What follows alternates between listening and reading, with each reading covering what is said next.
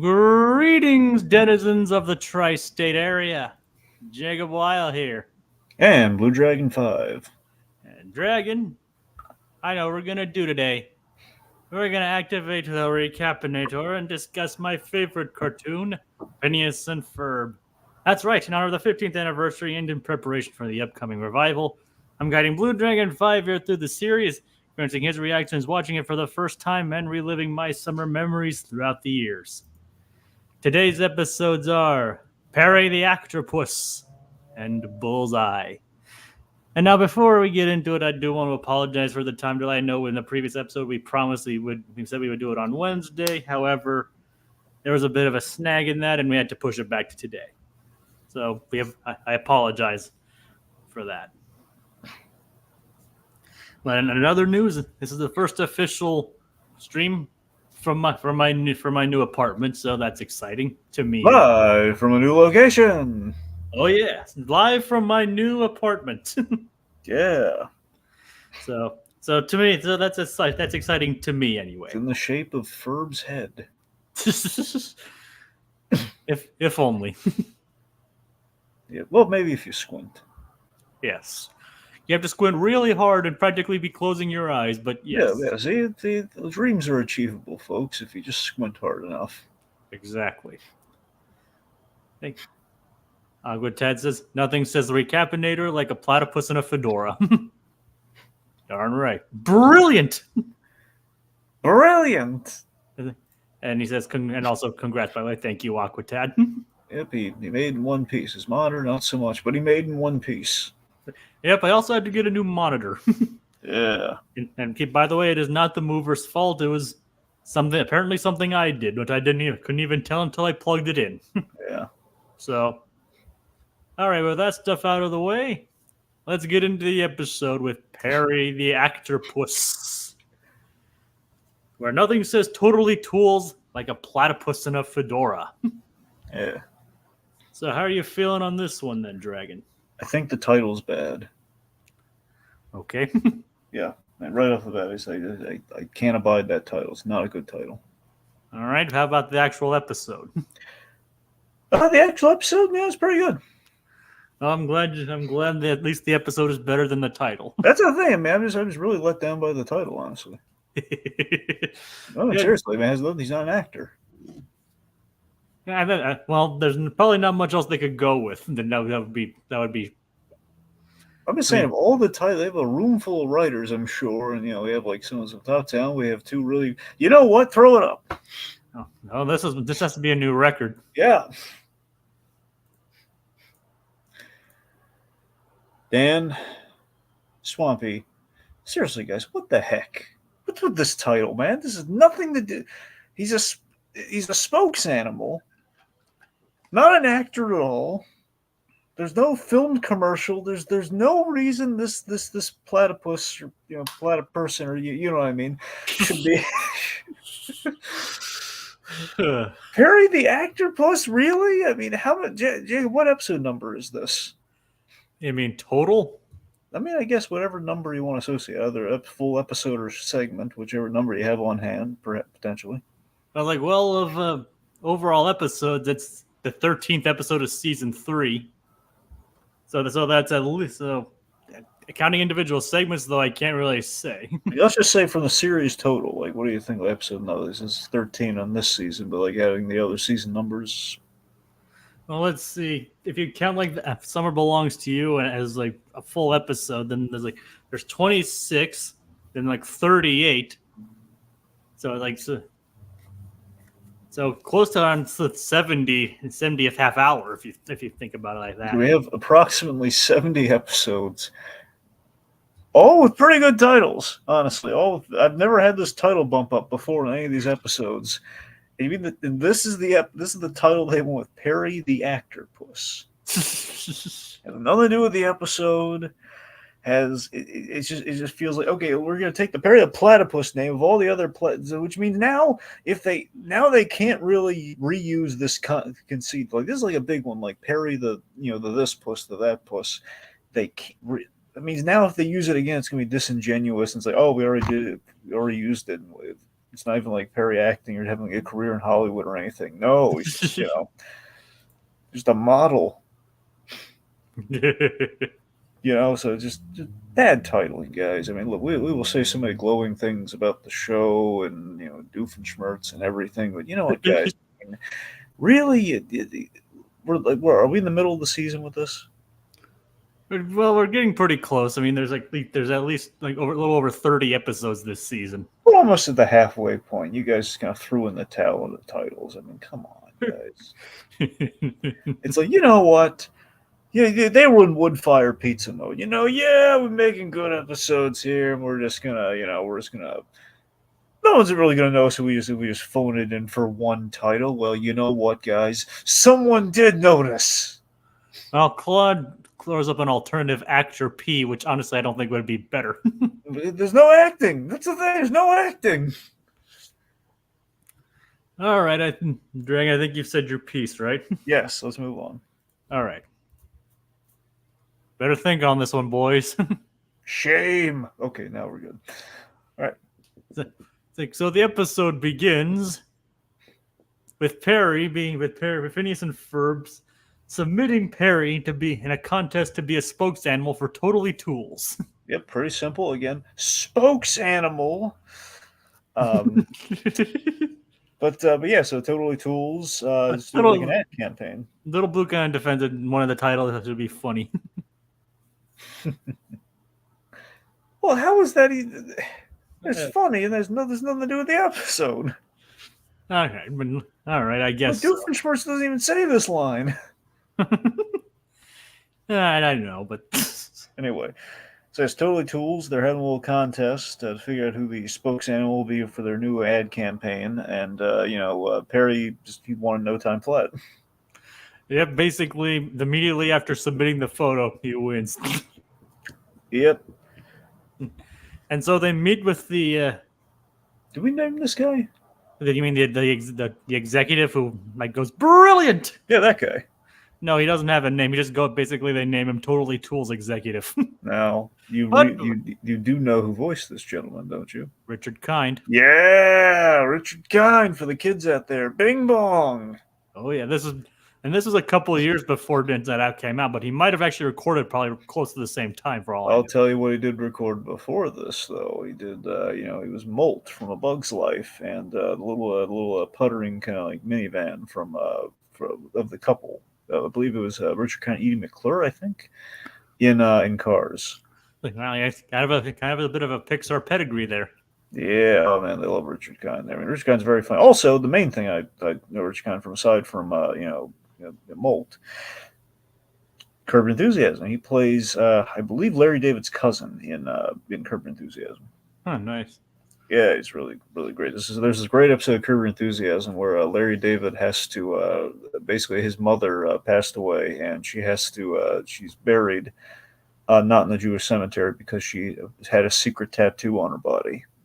So Larry David, his father, and his cousin, they basically the grave robber. They dig up the casket to put her on the Jewish side of the cemetery. So it's kind of this caper to make that happen. So it's just Richard Kind's in it though. So the point of Richard Kind when he shows up in Curb is always a delight, and the man, anytime he shows up in anything, quite the delight. He's always popping up and stuff. So and Little Blue's trying to make us cry. Yep. Why'd you have to make us cry like that? The only thing that's gonna make that better. Take her to the moon for me, would you? This is brilliant. He says brilliant at the end as his last word. Claude also points out Richard Kind was in the Tangled series. Yeah, I think he does tons of voice work. That Richard Kind. And he's clearly good at it. You know what you call Richard Kind? What? My kind of guy. Yep. my kind of Richard. There you go. Too bad he didn't voice the Richard in The Amazing World of Gumball. Yeah. He's not Richard Kind, but he is a kind Richard. There you go. There you go. All right. So let's see. Yes, we have the crazy ad executive here. Who clearly has no idea what he's doing. He's just kind of lucking into it. Here's your 1030 balloon, sir. Brilliant. Richard also voiced the robot 90210 in the now defunct Stitch's Great Escape. Huh, Yes, he did. He was great in that. I didn't actually know that. Nice. Yeah. Speaking of which, this is jumping ahead, but the Tom Totally himself is voiced by Diedrich Bader. Well, yeah, you are jumping ahead. We're going to bring that up later, man. I know, but later for Bader? Yeah, later. Exactly. Later for Bader. That should be his like sitcom or something. Later for Bader. I mean, Diedrich Bader's a brother you wish you had, Jacob. Yes, I know, Dragon. Just want to highlight how wonderful Diedrich Bader is. I mean, not only is he just an accomplished voice actor, he is a Batman, also the man who should have been Jacob Wiles' brother.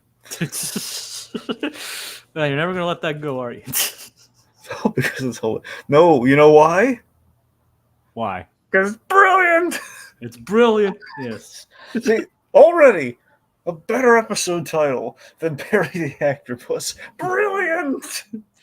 All right. That's what they were saying to themselves. Yeah, when yeah, they were in that anyway. Yeah. It's a joke, Cameron. It's a joke. He's like, I'm not even distantly related. I'm not even distantly related to Diedrich Bader. Well, what is a fact that Diedrich Bader is better than Jacob's brother? Yeah. Richard also voiced the bookworm in Toy Story 3, according to Little Blue. Yep, there you go. Again, turns up like a Pixar penny, my friend. Yeah, because apparently Pixar loves him.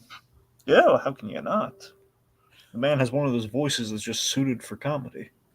Oh yeah. Well, the Bing Bong. Apparently, with Bing Bong though, it's not necessarily comedic, but yeah. Well, he was funny until that point. I cry candy. I mean, that's great. I mean, yeah, it is. And then it becomes like, oh my god, no. I mean, he went from being part dolphin to making with the waterworks for us. We were all crying candy in that movie theater. Oh yeah, that. But enough of that. Yes. Also, was in the Monk movie recently. Oh, nice. Yeah, he was kind of helped with the summation in a sense. So he was like, hey. He was a twin too. He played himself twice. Oh, and he's all over the place. Yeah, exactly. He's your kind of guy. Yep, he's everyone. Oh yeah. All right. It takes all kinds with Richard Kind. So the boys. So when the boys actually get to the executive, they come up with the idea like, okay, he's in. So what do we do with him? It's like, we put on let's put Perry in a hat. Yeah, so we have this montage, like the skid, the quirky worky song. Yeah, it's like what an outlandish idea, right? Putting Perry in a hat. Yep, and I love where this is going. Like we're gonna put him in a hat, and we're doing this montage, and during the montage, we put like in like a firefighter's hat, a spaceman's helmet, a welder mask, and the fedora, and then wait a minute, go back to the fedora. Brilliant. Because nothing says totally tools like a platypus and a fedora. Mm-hmm. That's true. Oh, so basically, Perry's been outed, kind of. However, I love the distinction, though. If you look at Perry, it's kind of in the eyes. It's more than just a hat, because he has like the wall-eyed platypus look. I think he has like, because usually when he's standing and wearing a hat, his eyes are like focused ahead of him. Okay, this is gonna be a weird tangent. Yeah. Okay. So every time Perry's in this pose, like we're seeing here, like basically unlike the wall-eyed kind of platypus, the standing wall-eyed platypus look. Yeah. It reminds me of John Kay's Kickstarter thing that he did, because he did this thing. It's like what's in the can without labels, I think is what it's called. Cans without labels, yeah.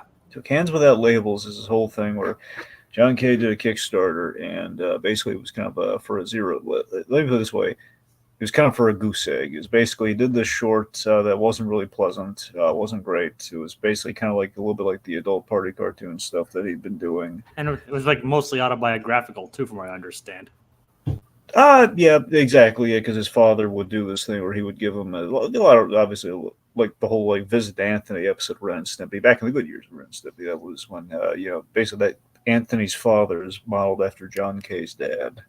So one of the things John Kay's dad would do, again, another thing too is George Licker has a little bit of John Kay's father in there as well. But the point being, you have like this unlabeled can, and that they have to eat whatever's in the can if you open it. So, because I believe it's like you get a discount if it's unlabeled or something, or as part of a game. It was one of those two things. The point being, in that short, a platypus comes to the door. Oh no.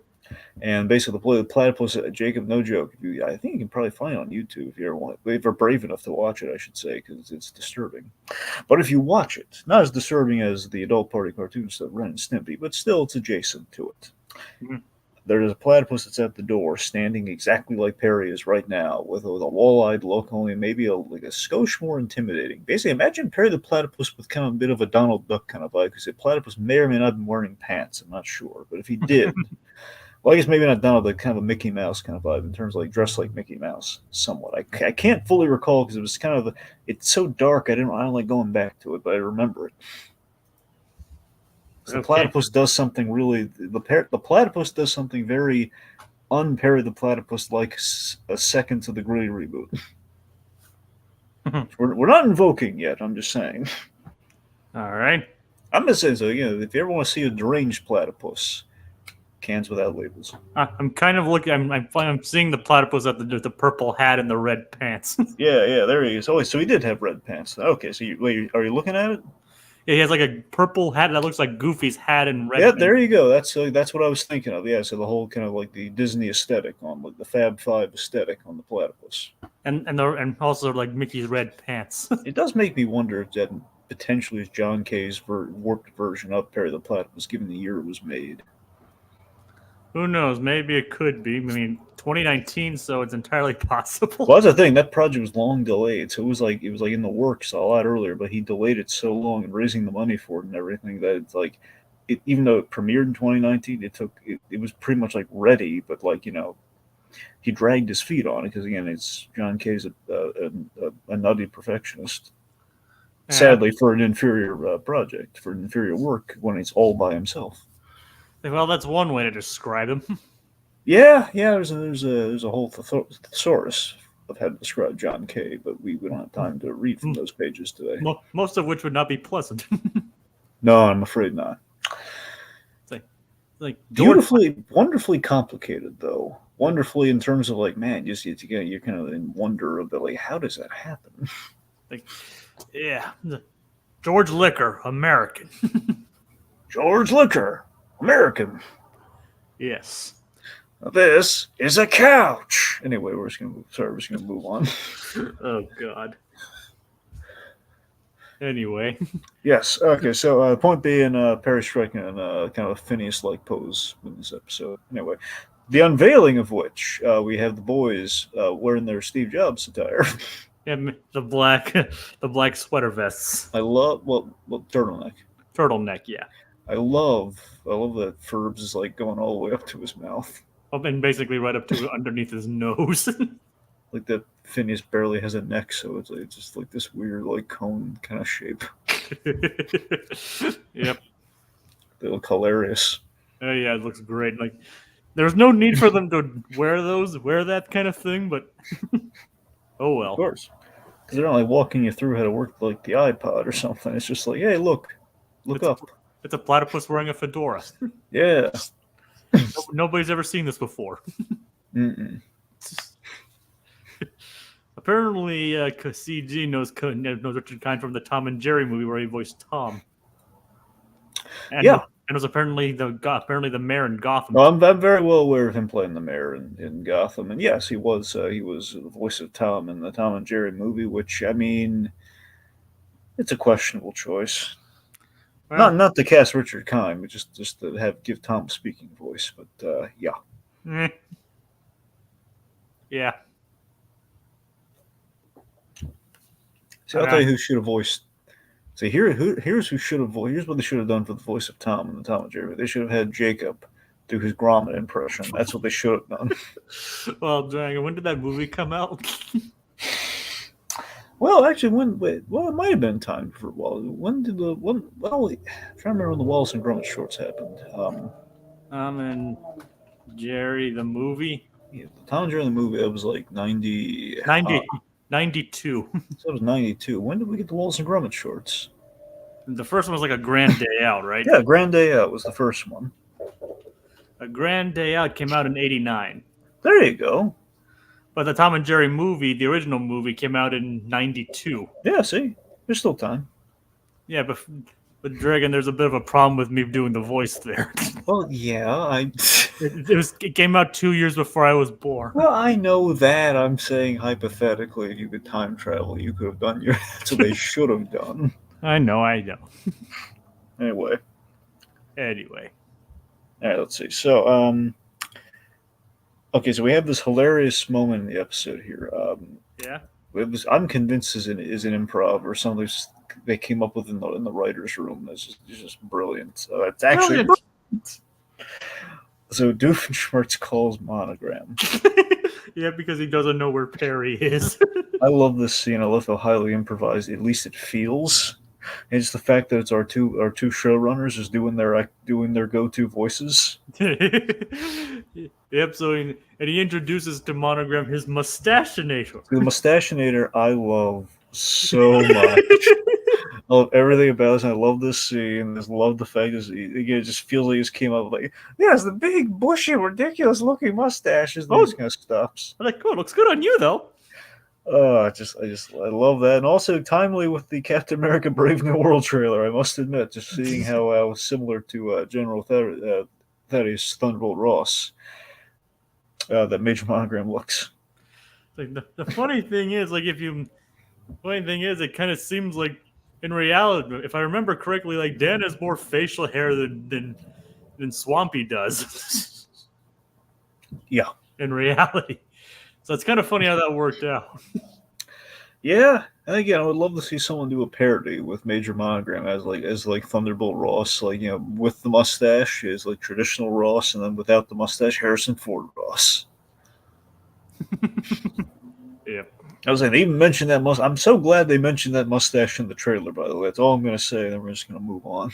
The question is, does Red Hulk have that mustache? No, he doesn't have the mustache.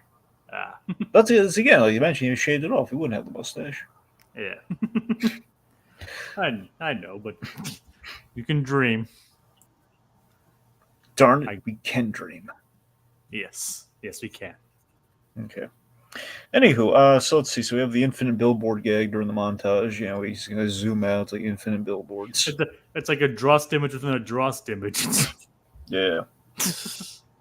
But technically that wouldn't be considered a Drost image, but I don't know what even to call that. It's ad infinitum. Okay, so the boys, Perry's kind of done for the day, so it's like, hey, you can hang out with Perry. So we have the boys hanging out with an off-duty Perry the platypus. It's like, yeah, so considering Monogram basically tells him to take the day off because he's like kind of compromised. Yeah, because he has to be off duty, and he had to send Agent S in his stead. Yep. So Perry was like, "Oh, Perry, we get to hang out with you for a change." I love the bit where they're getting snow cones. Oh yeah, and then Perry has like the purple teeth. Yeah. Like, fun fact about the song that plays though, like the B-50, the vocalist for the B-52s, her name's Kate Pearson. She sang that song. Good for her. Yep. I mean, you've heard of the B-52s, right? Not really. No, they're a fairly well-known band, but either way, she sang it. All right. And then, if you notice, the boys don't appear in the episode after that point. It's a good point. They don't.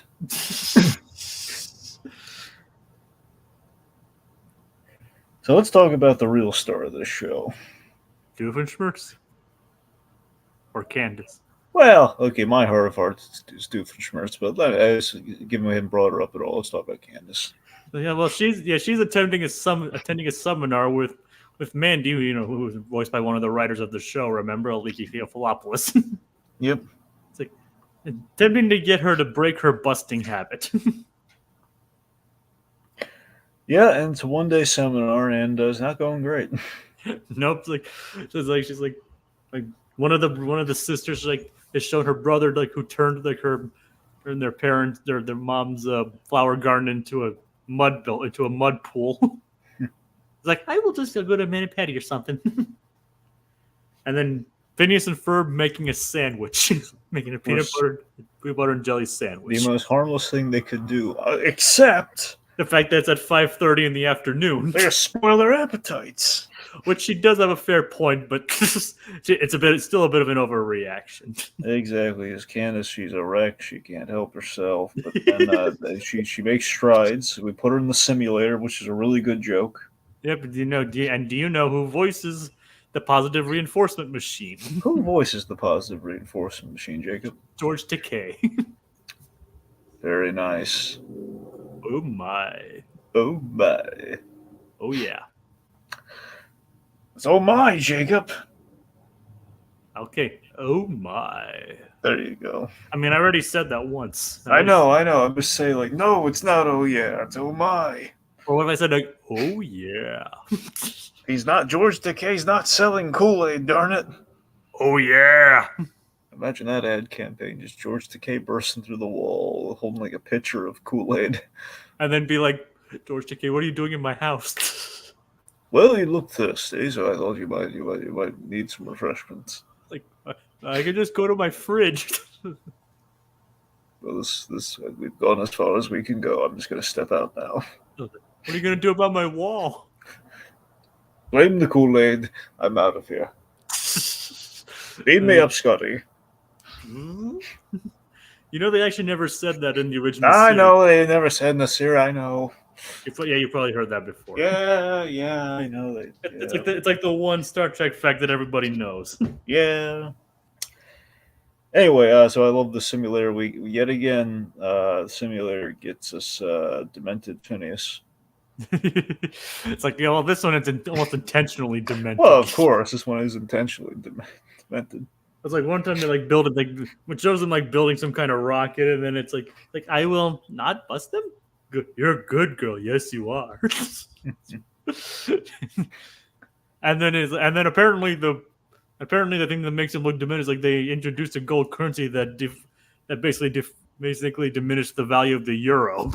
Exactly. I love that. I love this Phineas. He has no respect for the foreign currency. No respect for the euro. Yep, he just went. You know why? You know why, Jacob? Why, Dragon? Why? Because he went to Paris, and he wasn't satisfied. You know what? It's like, I don't like the idea of this European currency. I don't like it one bit. The francs are one thing, but the euro, we've been globetrotting. I don't respect the euro. I'm going to do away with the euro. Ferb, help me do away with the euro. Mwahahaha. Well, considering that Britain itself still uses pounds as currency. Not the euro, though. I know. That was my point. Exactly. That's what I'm saying. It's a Ferb. It's like, you know what? I'm okay with this. I think Ferb would be all for it. He's getting the thumbs up silently. Yes. Well, basically, thumbs up to the plan, thumbs down to the euro. Oh, yeah. Like, keep in mind that this podcast is not sponsored by anything, and we have no opinion whatsoever on the euro. Yeah, I don't really care about the euro. It's okay. I mean, I actually have a euro. The name's kind of cool. Like, the thing is, I actually found I have a 5-cent euro in my coin collection. Did you find it like Charlie Bucket? Actually, no, I found it in my register at work. Oh. It was mistaken for a penny. A straw penny? No, not a straw penny, not a hay penny, or anything like that. You know, if you ever see a falling star, you should always wish for 2 halfpennies. It's like, what are you, wacko? No, no, he's wacko. Yep. 2 hay pennies. Okay. And that solves the entire town's problems. Well, yeah. Oh God. But anyway, yeah, that's how that goes. Anyways, Candace, of course, she can't help herself. She's all the billboards and even rallies them behind her.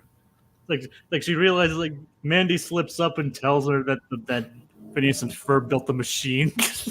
Yep. It's like, it's not my job to bust. It's not my job. It's like she seemingly has a breakthrough. For a moment. And then, like, we set her back. She relapses, and then even Mandy, it's like, we will bust our brothers. See, if only she would concentrate this busting urge to busting Dan and Swampy for naming the episode. But they did. Just 1 week, you know. Well, unfortunately, she didn't. She had other priorities. Yeah, I was like, why are you guys paper cutouts? Anyway. It's not in the budget. Oh. All right. Anyway, so let's see. So Agent S. He Sergei the Snail. I love Sergei the Snail. This is great. So he busts down the door. We finally get to see Sergei in action. Yeah, and he's magnificent. One could say he's brilliant. Brilliant. Anyway, brilliant. So what happens is he tries to send him down a trap door, but because he's a snail, he sticks to it. Great. While he slithers or whatever it is, whatever his snails do, through a bird cage trap. Yep. Snail is unstoppable, but there is one thing that can stop him in his tracks. Much like a ghost, salt. The ghost? Yeah, much like ghosts. Like if you put salt around like ghost, it stops them. All right. Yeah, it's good. It's salt. It's like a salt, circle, and iron. Like it's at least as far as Supernatural tells you. And I haven't gotten that far in Supernatural. I mean, I think it's like. Really, have you ever watched through the first season, or did you just start the first season? I started the first season. Well, even in the Scooby-Doo episode, they go over this. Oh, I did watch the Scooby-Doo episode. That's the thing. They go over the whole. That's what I'm saying. It's the fundamentals of the ghost and Supernatural. It's like it's the salt, circle, and the iron. Let's just say I didn't watch the Scooby episode for Sam and Dean. Yeah, I watched it because it was Scooby-Doo. that's true. Yeah. I mean, don't get me wrong. I like Sam and Dean and all that, but but that's the reason I cut it, because I really wanted to watch Scooby. Naturally, I didn't want to wait 12 seasons to watch it. Well, brief tangent. Just still in Scooby Natural is just the way Jensen Ackles sums up the stakes. Just extraordinary. It's just that moment of Scooby-Doo could die. Just the way he says that, it's like, oh my god, that is, you've never thought of it. Oh my god, yeah, the stakes are real. Our beloved animated dog character. You don't threaten the animated dog character. Oh no. As I'm saying, when he's saying Scooby-Doo could die, this cartoon's going off the rails. There's actual danger. That might take a bullet for that dog. I do remember that line. I take a freaking bullet for that dog. That's what I'm saying. He'd take a bullet for that dog, and it's like Scooby-Doo could die. It's just saying that is like, oh my god, the stakes just got real. And let's face it, Dragon, we would all do the same. Oh yeah, of course we would. We would all take bullets for Scooby-Doo. Yep. Yes, we would. So anyway, yeah. Yep. So what next? Even Deadpool likes Scooby-Doo. Now who doesn't? Yeah. Well, I know there are some people out there that don't, and that's fine. But well, it's usually it's the Coke or Pepsi thing. It's like Snoopy or Scooby. Those are the choices. I mean, the thing is, I like both Snoopy and Scooby, but I don't like Pepsi.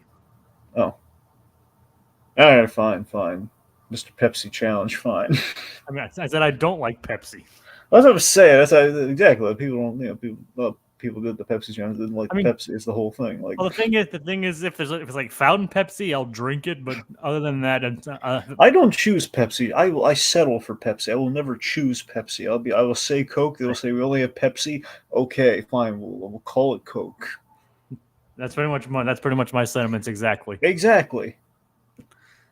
All right, so where were Sergei the Snail is in a salt circle. He is helpless, and Monogram calls Perry in. Of course, we should note something's off with Monogram, literally off. Because of what happened with Doof's call, he shaved off his mustache. And he looks so wrong. He looks sick and wrong, man. That's sick and wrong. Sick and wrong, KP. Or is it wrong sick? No, it's sick and wrong. I know, he also says wrong sick at one point. Oh, yeah. Yeah, you're right, he does. I don't remember the context, but I remember he says it has wrong sick at one point. Well, if he said that, it'd be an episode where he said it a bunch of times, so. Yeah. Right. It never reminds me, I need to rewatch Kim Possible again. Yes, you do. I mean, I've already seen that show several times, but it just just never. It's just always good. Dang it. Monkey Kung Fu. Monkey Kung Fu. Or Speaking- Tai Shing Pekwa. Speaking of which, John DiMaggio is coming to the convention in December. Really? Yes. Oh man, it's amazing. Oh yes, it is. Yeah. And the question is like, I think I'm going to double dip on John DiMaggio. Well, how can you not? Well, you know which two I'm going to get, right, Dragon? There's a lot of good options, actually. I mean, I assume Bender. Bender. Yeah, Bender, and God, there's so many others too. I mean, that's and Dr. Draken. yeah, no, that's the winner. Yeah, that's I mean, I guess Draken would have to be it. Yeah. I mean, I know obviously he's done so much stuff, but those would be the two. Well, I mean, yeah, I would if I look. If I'm only getting one shot at DiMaggio, I'm getting Draken, without question. It has to be Draken. I mean, I already have Billy West. I already have Billy West autograph. It's Fry, so. Mm-hmm. And like I said, technically, I also met Lauren, Tom, and Phil Lamar. But with Lauren, I got. Well, if you want something simple, just go with the image where it's like him and a whole litany of characters, which will probably include Draken and I know Bender. I know, but those never really look that great. At least the ones. I think they look great. Well, it depends on how they're done.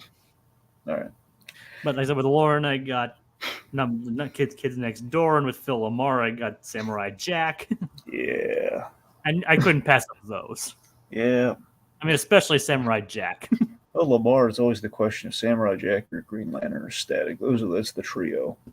I mean, for me, it was easy between those two. I know. Jack's great though. It's And then the question would be if it was season 1 to 4 Samurai Jack or season 5 Samurai Jack. All right, okay, we're drifting off focus. I know, but I got I got the first 4 seasons of Samurai Jack. Yeah, I get the whole series. But what I mean is, he had an image of one from the first. Oh, right. Well, no, I got you now. Right, yeah. Of 1 to 4 Jack and season 5 Jack. Right. I got the original Jack. But anyway, I think he made a good choice on that. So yeah. Anyway, it's like Candace is concerned about them doing this spokes advertisement with their pet platypus, which technically I don't think would be really bustable, considering that they had to they could easily just do that anyway. Well, they just entered a contest. I mean, there's nothing wrong with that anyway. So you're right. Candace is she's Fruit Loops. Yeah. But that's not the weird thing that happens in this episode, is it, Dragon? No. What's the weird thing that happens? Yeah, why don't you tell them? I don't think I can. Okay, I'll try to explain the best I can. For whatever reason, Linda and Lawrence are dressed in traditional Scottish bagpipe gear, and wearing kilts and Lawrence has inflatable legs. Yeah, and we never know why. None of that is ever explained. That's the first time we see them in the episode too. Well, I mean, they got to do something to occupy those Saturdays, man. Yep. Be even weird if it was like a Tuesday or something. Well, yeah. I mean, it's Bagpipe Tuesday. Given the fact that it's imperative that he have those inflatable legs for Linda. Yeah. It doesn't really make any sense, does it? No, not. By all accounts, it doesn't make any sense, chicken. Corn dog, yummy, yummy, yummy. Oh, I remember that. I love that gag. Yeah, that makes just about as much sense as corn dog, yummy, yummy, yummy. Except unlike that scene, this actually happened. Yeah. That wasn't in a dream. Nope. This is real. Yes, and is it a dream or is it a nightmare? Well, it depends on your definition of nightmare, but yeah. Yeah. So meanwhile, Perry returns to Doof's apartment or Doof's building. You know what I mean? Yeah. It's Ferb's head. We know what you mean. Yeah. And but Doof breaks out the rules. Which basically states an Alka agent can't interfere if the other Alka agent is still in the midst of the mission. Which, even though Sergei is surrounded by salt, he is still able to complete his mission. Yep, and then Perry just basically gives him a little pathway in the salt. And then he goes ham on, and then Sergei goes ham on Doof. Yeah, basically a little more like Hulk. I mean, basically the snail is it's like the Hulk throwing around Loki at the end of Avengers. Yep, beat it by a year. Actually, beat it. Wait, actually, when is it? When did Avengers came out in 2012? Right? Yes. Then yeah, this beat it by about a couple months. Because that's came out in March 2012. And then they couldn't just let it lie. They had to bring the Avengers in, all but one of the Avengers in. Yes, Dragon, we know. Yeah. Actually, there are a couple of Avengers missing from that special. I know, but the coolest one's missing. Like, yes, I know, Dragon. Hawkeye's not in the episode. Yeah, you're right. Also, Black Widow, she's not in there. Not in there either.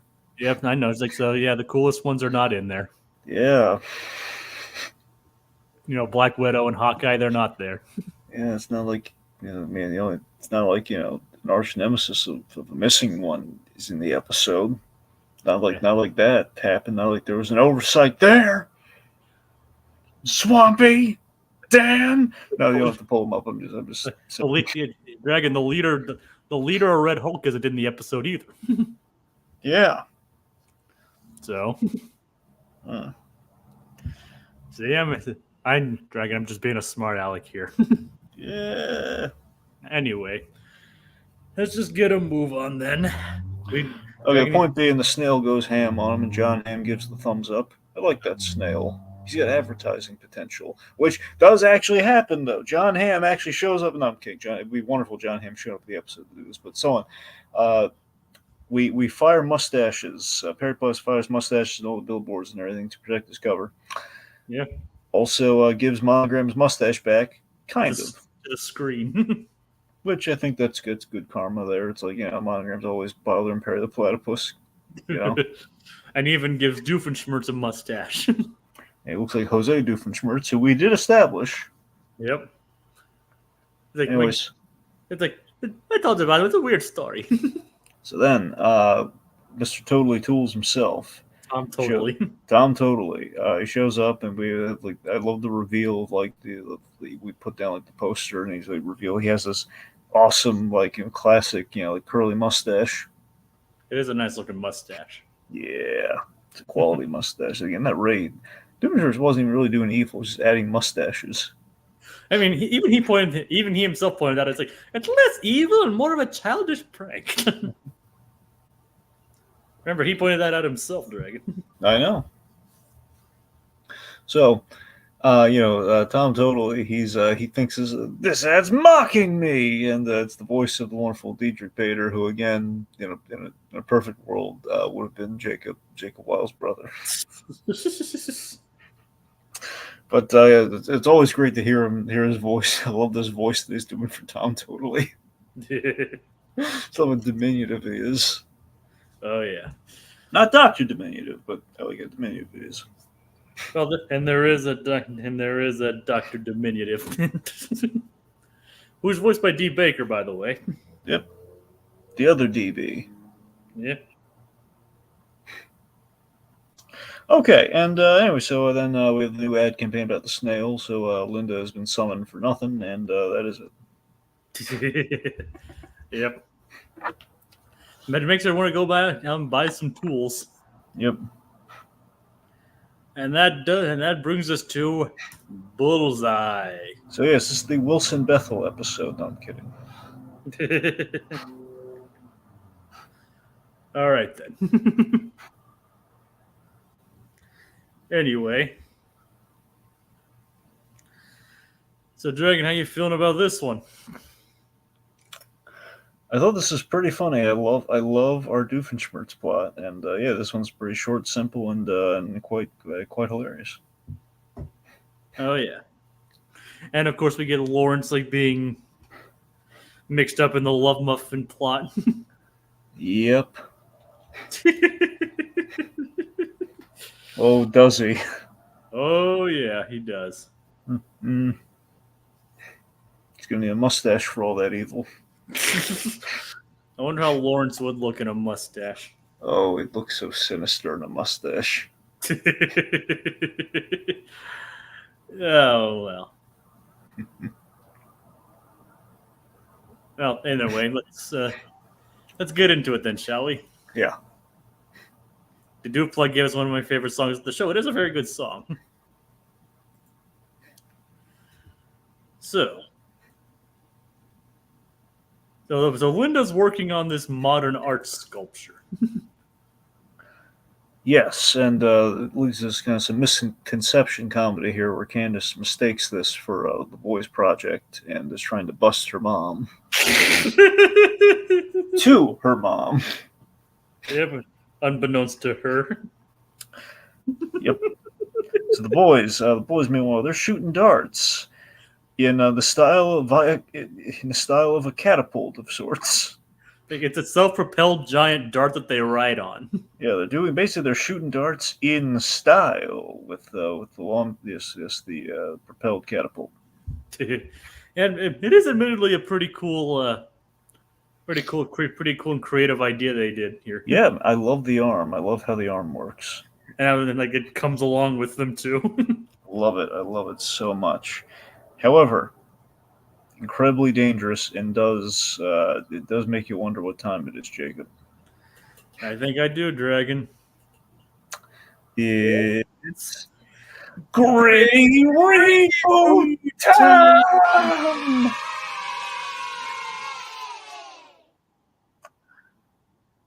So I think it goes without saying here the pretty what it is.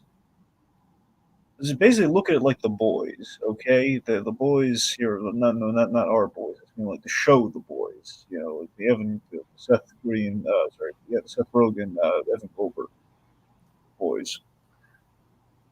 Imagine, if you will, Phineas and Ferb. They launched themselves, and again, because it's such a dangerous thing, they're hurtling at top speeds all the way across town.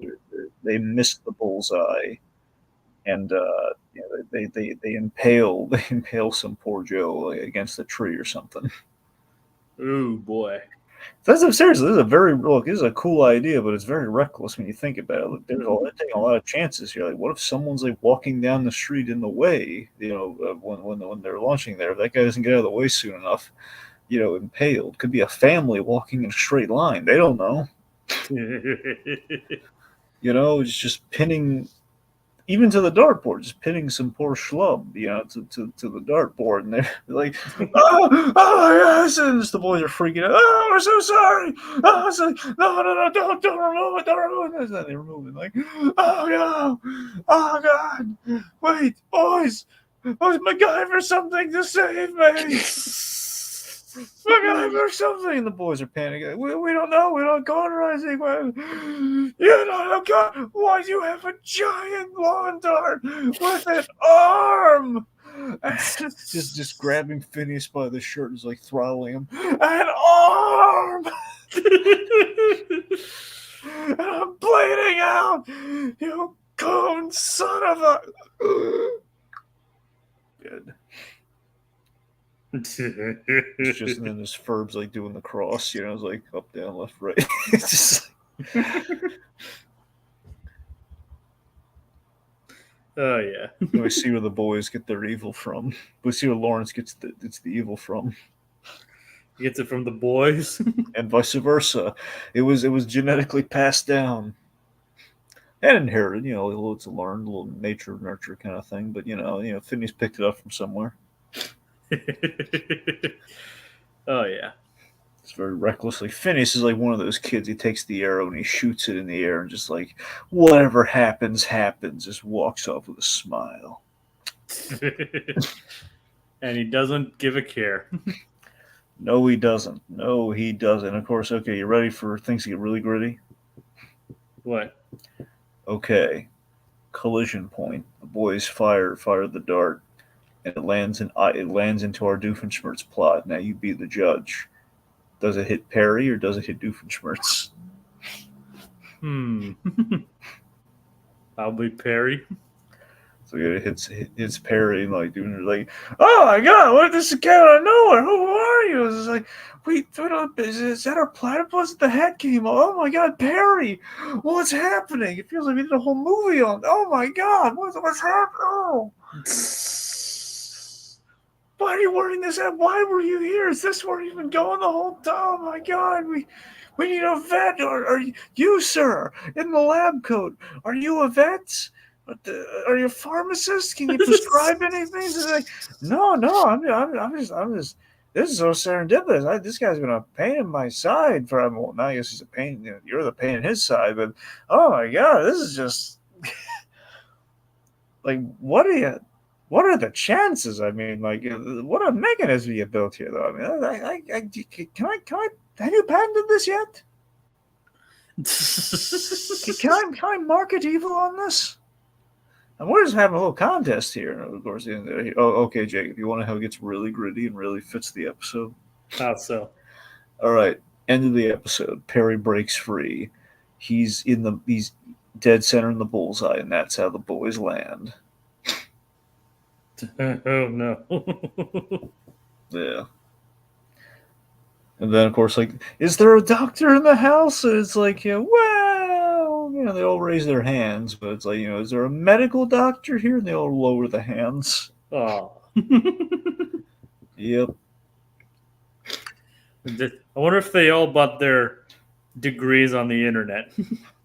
I like to think so. Probably not, but I'd like to think so. Speaking of which, let's talk some L.O.V.E.M.U.F.F.I.N. Let's go to the evil bakery. All right. So as it turns out, they're hosting an evil pageant. On 6016 Palindrome Road. Yeah. Yep. Which Lawrence is heading to 9019, which, by the way, is not a palindrome. I know. They're not those are not palindromes, by the way. Well, that's another coincidence there is with the whole naming thing. Also the fact of like, okay, so it's not a palindrome, which happens to be called that. Yeah, I know. Yeah, we actually had palindromes referenced in the previous episode. Yep. It's like, again, the palindrome fearing people of the 50s. Yep. Well, and that actually was a palindrome. Yeah. But not that. So Lawrence makes his way there and gets mixed up in the L.O.V.E.M.U.F.F.I.N. Evil!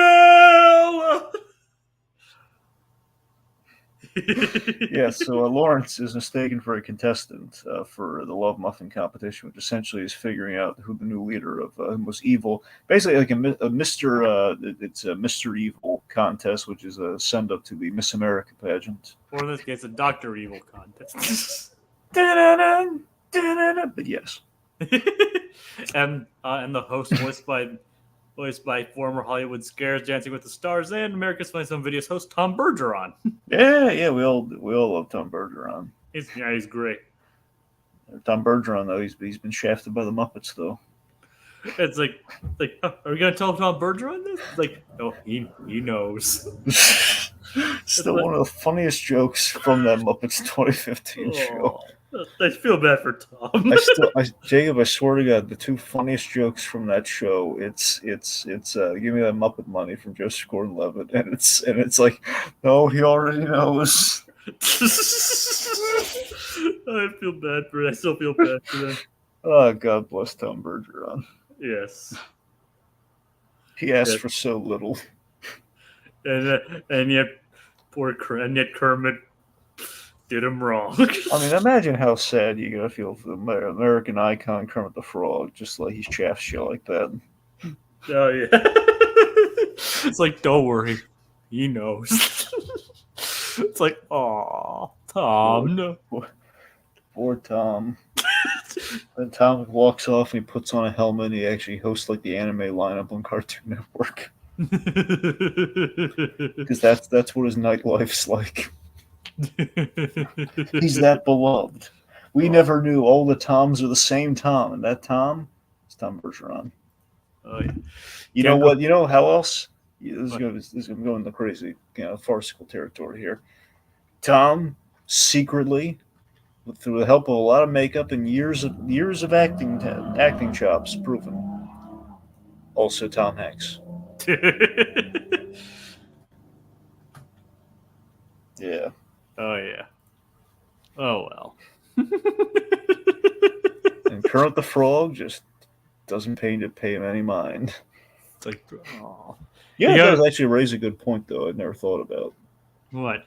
How was Tom Hanks never interacted with the Muppets? That is a good question. Yeah.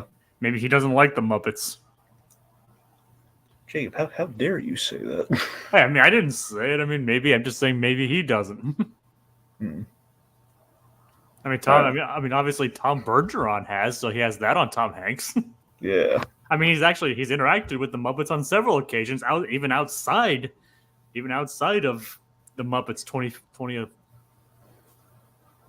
What is it? 2015. Yeah. Even outside of Muppets 2015, he and Tom has interacted with the Muppets on several occasions. Yeah. So take that, Tom Hanks. I'm just stepping away from your love and hatred of Tom Hanks. I'm just I gonna. just like, lies and slander, Dragon. Lies and slander. You heard it here, folks. Take that, Tom Hanks. Hashtag take that, Tom Hanks. All I said was like that's one thing Tom Bergeron has on Tom Hanks. Yeah. Although who knows, maybe they'll get Tom Hanks to lead the next Muppet movie. Well, think about this, if Jacob. we ever get another Muppet Remember, the movie. Muppets threw shade at Tom Hanks at the top of 2014.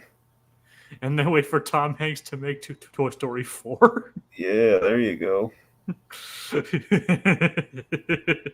Which wasn't a thing at that point, and then it ended up becoming a thing. Yeah. Yep. All right.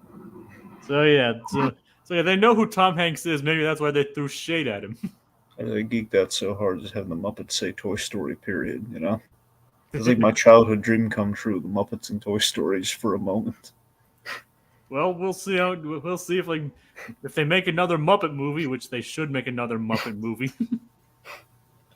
What if Tom Hanks had disdain for Kermit the Frog and that was the gag? Like Tom Hanks likes everybody except Kermit the Frog. Just amazing, like just have like the amazing the most American icon period being Tom Hanks disliking or like throwing shade at Kermit the Frog. That'd be sad. Yeah. Well, funny though. It would be funny, yeah. Yep. I mean, if anything, they should at least get him to host an episode of a new Muppet show. Yeah. But anyway, let's move on. All right. So speaking So of the L.O.V.E.M.U.F.F.I.N competition. Evil Tonight. Yeah. I love basically I love this entire musical number. Like, it's a big showstopper. You get to see some of the different evil scientists and all that. It's great. It's like we have a return of Dr. Diminutive. Oh yeah. It's like He's being discriminated against. it's like Napoleon did. I don't have a Napoleon complex. Napoleon has a me complex. And he's disqualified because of the height requirements. It's like, you can't do that. Yes, we can. Because we're evil. I mean, fair, right? Oh yeah. I mean, he should have known that, considering he's evil too. Mm. So yeah, so we get into the pageant, and which somehow Lauren, they don't even like vet Lauren. Just like, are you sure you're supposed to be here? They just like, oh, go on stage. They don't even. By the way, I love that Doofenshmirtz may capture Perry's like offering him. You like hot dogs, right? Yep, it's a bit of a callback to a previous. Yeah, there's a lot of callbacks in this episode when you think about it.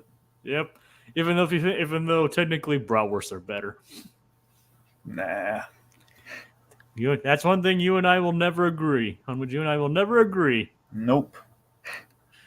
Like, I still remember, like, before the week before we did that episode, I was like, the closer was like, Dragon, do you like hot dogs or bratwurst better? I'm like, well, we'll see how that goes next week. Easily hot dogs. My side won.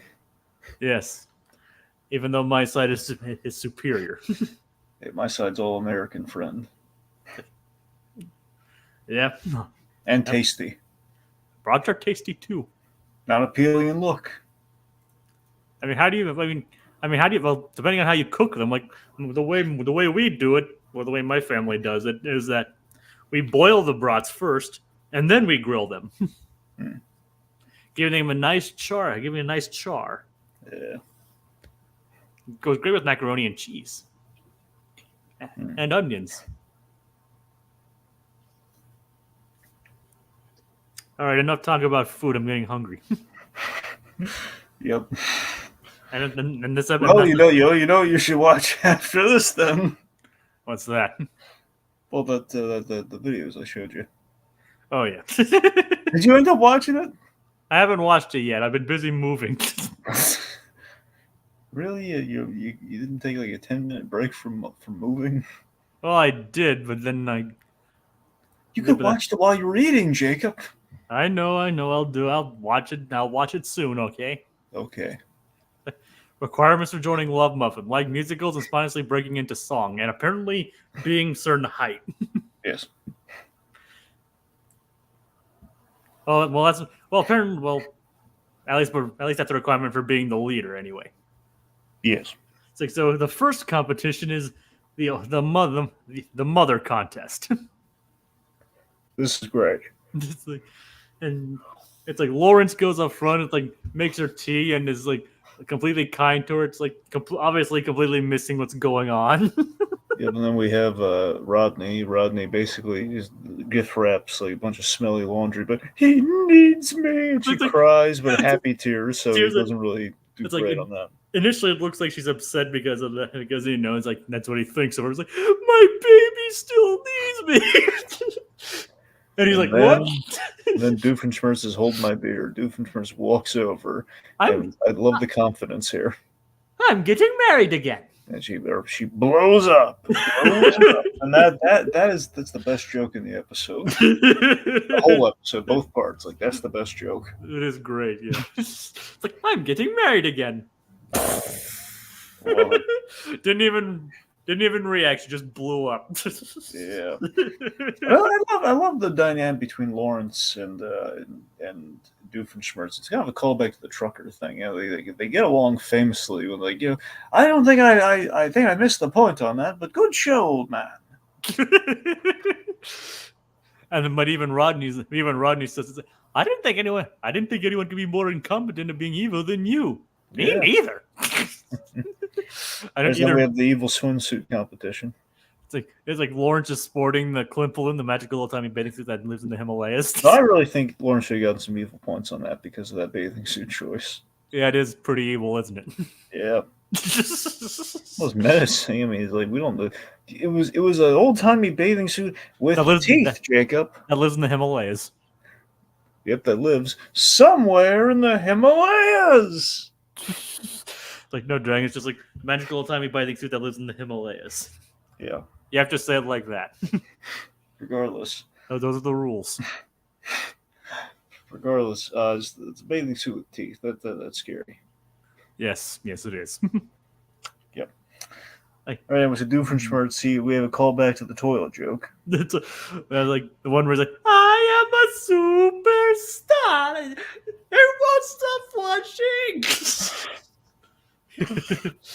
Oh God, it's great. It's a great one. Oh, you know what would make that scene even better?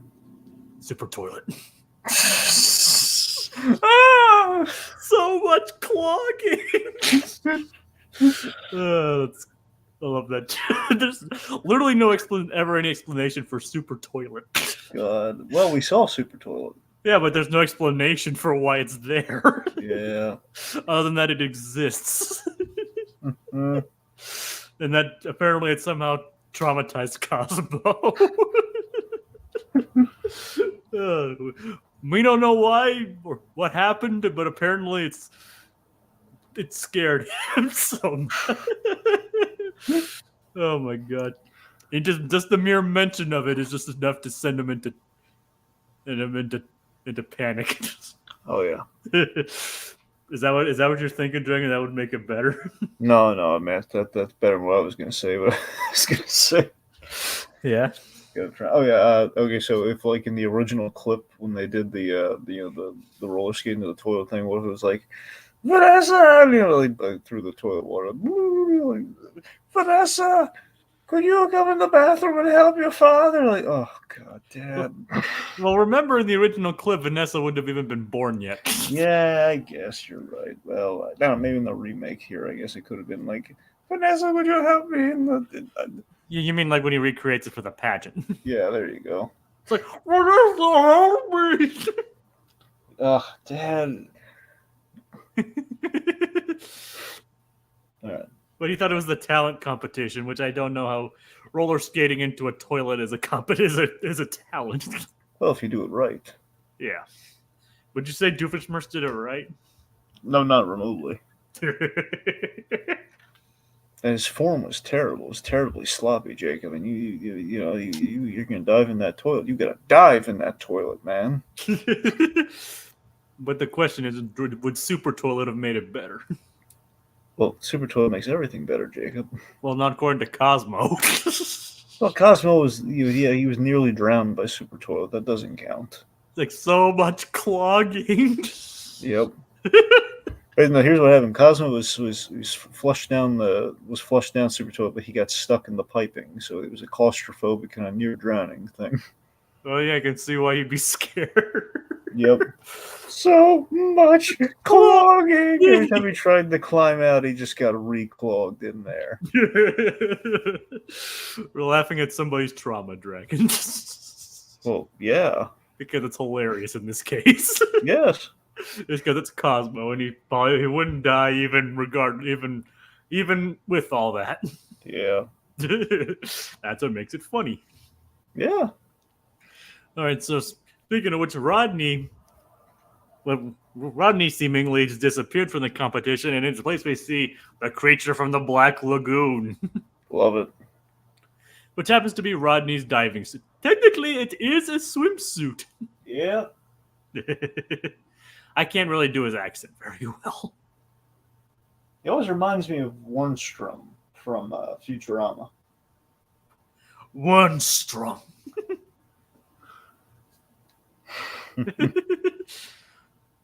Oh God. Anyway, so speaking of which, Rodney then decides to grease the wheels. He decides to cheat using the evil Izer, not the Inator. The Izer, which is a ripoff of Doofenshmirtz's Inator. It's like you're a real jerk, you know that. Mm-hmm. That's what Doof says to Rodney. but they fight over the controls, and who should get hit but Lawrence? Yeah, Lawrence gets hit by it, and he becomes unspeakably evil. Oh yeah, it's like so evil that we don't even see his glare, but it's unspeakably evil. And that basically wins him the competition. Mm-hmm. Like where Lawrence becomes the supreme leader of L.O.V.E.M.U.F.F.I.N. Yep, just shoots him that look. It's like we have term limits in L.O.V.E.M.U.F.F.I.N, right? Nope. So he's evil forever. Now the stakes here being, if he becomes evil, that means he has to be. Perry the Platypus is going to be relocated from the family, which makes sense. So what steps Lawrence out of this?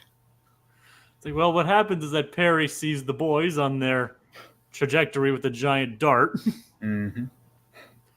and redirects it into the arena.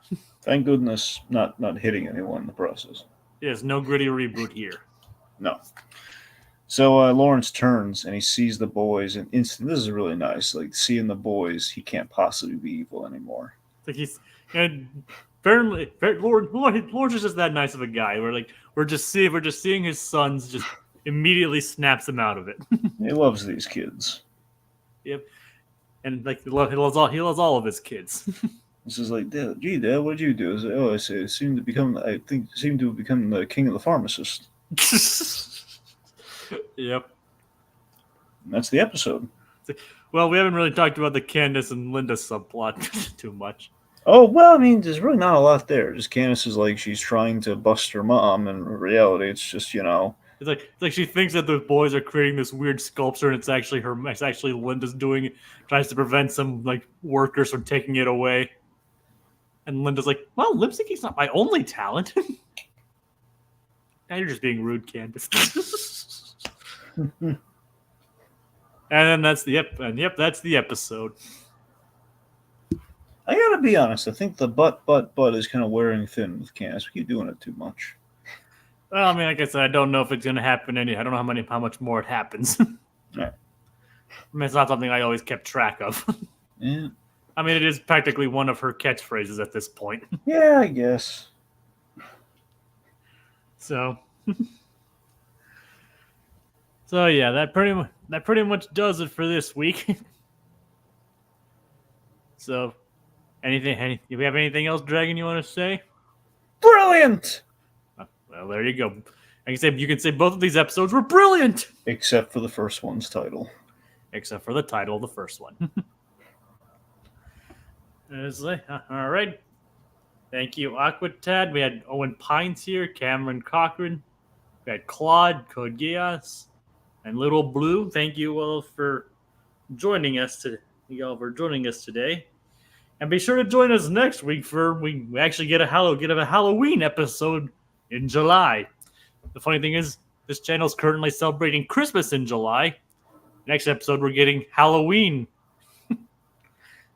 We're getting a Halloween episode.